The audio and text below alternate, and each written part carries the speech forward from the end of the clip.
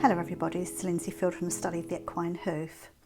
I'm going to have a quick look at this bony column from a foot from a Caymanoa, which is a feral horse in the New Zealand North Island ranges. And this one is called 15LF, it's the left front. What I'm going to show you is a serious extra bony growth on the short pastern. And I'm going to show you a normal looking one as well as this one here, so you can get a better idea of what I'm talking about. But let's just have a quick look at this in situ. So what we've got here is we've got the coffin bone at the bottom, and then the next bone up is the short pastern, and then what will join onto that is the long pastern, which is this bone here. So this is the normal presentation of these three bones. So in between these two bones we'll have the navicular bone, which is this one here, and that's going to slot just in between there like this. Now it's not looking very good, it looks like it's not actually fitting, but there's a good reason for that, is because there is so much extra bony overgrowth in the coffin bone and in the navicular bone and also in this short pastern, and this is why it's just not fitting like a jigsaw. You can see that that should really go on there perfectly, but it's not, but that's about where it sits. So what is all this about? What is all this extra bony growth? Why is it there, and what's caused it? Well, first of all, this is a very sad foot. If we look carefully at the coffin bone, if we look at this surface here, we can see that there has been a fracture. If you look through here, there's this like a split. There's a split down here, and there's a split here. Let me show you a normal coffin bone, or relatively normal, and this is what it should look like. We should have this smooth, articulate surface across here. We shouldn't be seeing cracks. So this has been a fractured coffin bone at some stage. But then what's happened is there's been so much extra bone overgrowth all the way around here and also on this bone as well. Now I suppose the question would be, what came first? Did the fracture come first and then cause all this other problem because there was inflammation going on and instability of the foot? Well, who knows? Who knows if this was just here and was going to be there anyway? But apart from all that, I just want to show you how strange this looks. Now, another name for this is called ringbone, and the reason it's called that is because it runs a ring around the bone. And you can see quite clearly on here that it's just on the outside of the bone. There doesn't seem to be all sorts of overgrowth going on the articulate surface, which is where the joint is, where the two bones should join together and where they move against each other. I mean, there's a little bit of trouble going on in this one, but we're not talking about this sort of amount of trouble. Now, apparently, when you look at x-rays, you should be able to see all of this. Can you see? You can actually see the actual sideways view. It's not flat and straight. For example, if we look at this bone, which is the same bone, it's quite a clean surface. It hasn't got all that extra bone growth on it. So if you can imagine, if you looked at that on x-ray, that surface is going to be relatively clean. Whereas if you look at this one on x-ray, you should be able to see all this extra bone. You should be able to see because it's going to be like a sideways view, it's not going to be lovely and straight.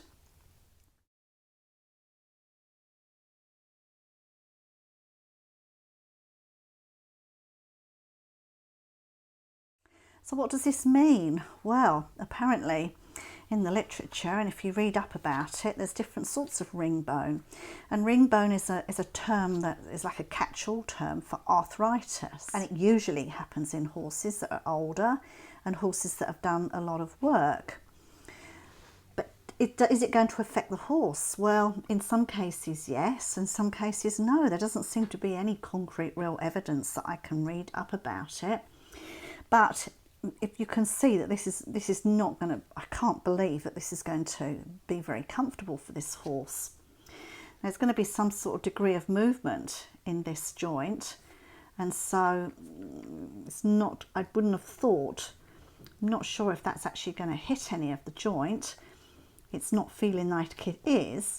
However, there is some extra growth going on all around here as well. So I think that this poor horse had quite a few problems, apart from the ring bone, with the fracture through there. But let's have a look at the navicular bone, because that's pretty awful as well. So this is the navicular bone that came out of that horse, 15LF. And this little part here, that little, like a little semicircle spot, is the spot that actually articulates with the coffin bone at that point there. So that's how you can work out which way around the navicular bone goes when you're looking at it like this. But look at all the extra bony growth on here. You know, there's quite a significant amount. So there's growth all along here and extra growth around here, and it looks as though the navicular bone itself has actually broken away at this point. That's not normal, and probably not really is that, but let me show you a more normal looking navicular bone. So I wouldn't like to say this is normal, but I can say it's more normal than this one. So if we compare the two, we can see what sort of differences we've got. We can actually see all this extra bone overgrowth in this top navicular bone quite clearly when we're comparing it to the bottom one. And you can see that there's a little bit here as well, apart from that bit at the back. And also you can see quite clearly from here where this bit has broken off, because it should look like this.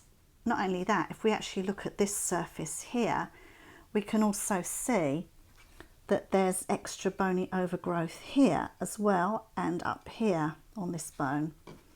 So there is such a lot wrong with it. And the final thing that I can see, which is not normal, are these holes. They're much bigger than they should be. They're normally smaller than that, although I don't really want to use the word normally, but I can tell you that these holes are bigger than they should be. And these are the holes that you see that your vet will look at when he looks at the navicular bone, when he's looking at these channels, and he might talk about lollipops or cones, and these holes can actually be seen on X-ray, and they can, if they're enlarged, then that means that there is damage to the navicular bone.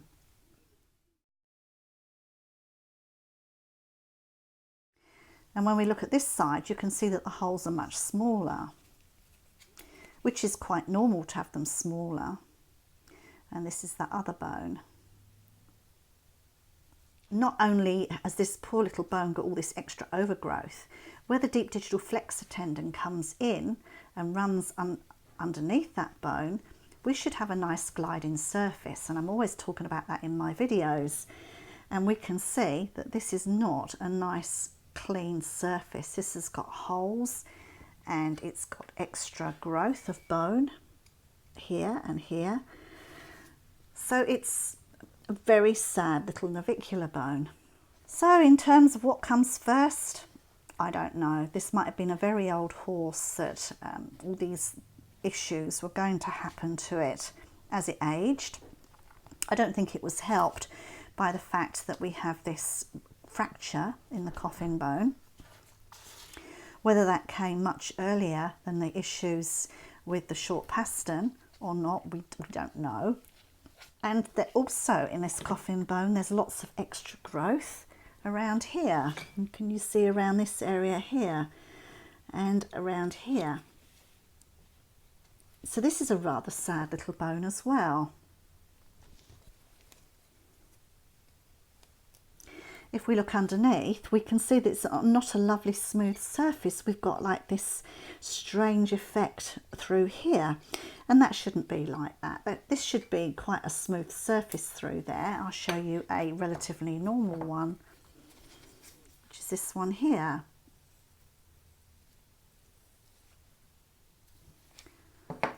So you see, part of me thinks that if this poor little coffin bone had all this nasty bone overgrowth on its underside, then I'm sure that there would have been pain in the sole. So it's interesting to see that even our feral horses that are wild, without shoes, and eating a supposed natural diet and are moving, are still having issues that we see in our domestic horses. Okay.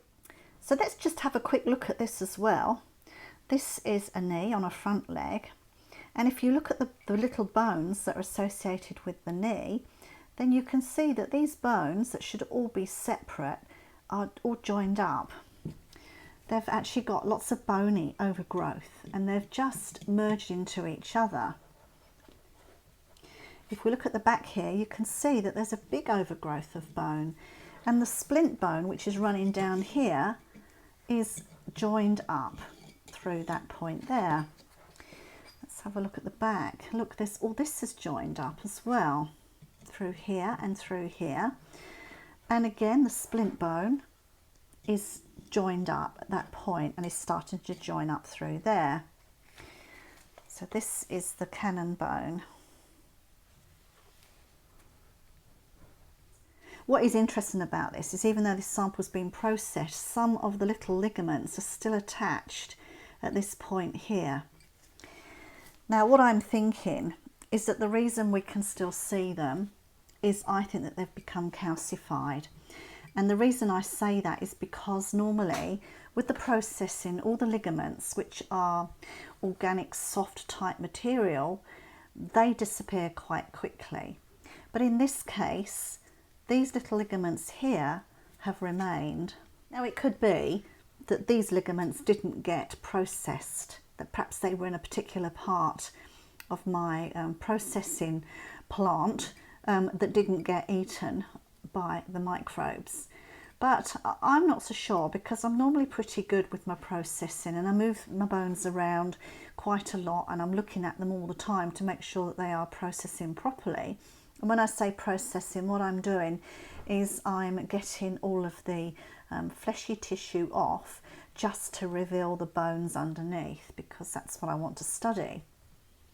But I thought this was quite an interesting one, with it all fused like this. I haven't seen one quite as bad as this. I've seen others where a couple of bones are fused, but not where the whole joint seems to be. Now, interestingly also, is if we look in the top of this, we can see little white parts here, little white powdery material. Now, I think that this is also calcification, and I've seen this in other samples, and I think that it sort of does add up, really, if there's so much going on in this poor joint that we would expect to see some calcification. But what's interesting also, if I zoom in, look at it, it's just like a lunar landscape. So although we've got bone sort of deposited between these joints, and when I'm talking about joints, I'm talking about there's a bone here and then there's a bone here, and this is where the two are joining together. They'll be joined together by ligaments. You can see that the bone is just overgrowing that joint across here and here until it's closed right up. Now, I wouldn't be able to get this apart. I could probably use brute force, but I don't really want to do that because it'll destroy it. But you can see that it is almost welded together. So does this matter for the horse? I don't know. I'm going to have to go and look it up and see what all this is and what sort of issues that the horse would have if it had this. I didn't think that these little joints moved very much, so maybe it wouldn't be such a terrible issue for a horse that's retired, but I would have thought for a horse that was still in work, I think this would be an issue, and I also think it would be quite painful. So let me show you this more normal joint. So you've got a better idea as to why I'm showing you a joint that looks like it's all fused together and whether that's normal or not. So this is the same joint, and you can see there's a separate bone which fits onto here. This is the first one. That fits there quite nicely. So this one is going to fit on there like that. So can you see you've got like this sandwich effect of these bones, and each of these bones is going to have a little layer of cartilage on there, both sides, so that it can actually glide over each other, and there will be a tiny little gap as well, so that you'll have fluid, a tiny little bit of fluid called synovial fluid between the two, so that they're not grinding together. And then we've got this little bone which is going to sit here. So it's not joining up as well as it should do, because it's a little bit of movement going on there, but you can see that's where the next one goes. So if you can get your head around the fact that this joint has like a little stack of pennies, two little pennies on top of that bone, and that they should be separate, they shouldn't all be joined up together by other bone. And then when we compare it to this one, we can now see why we've got such a problem.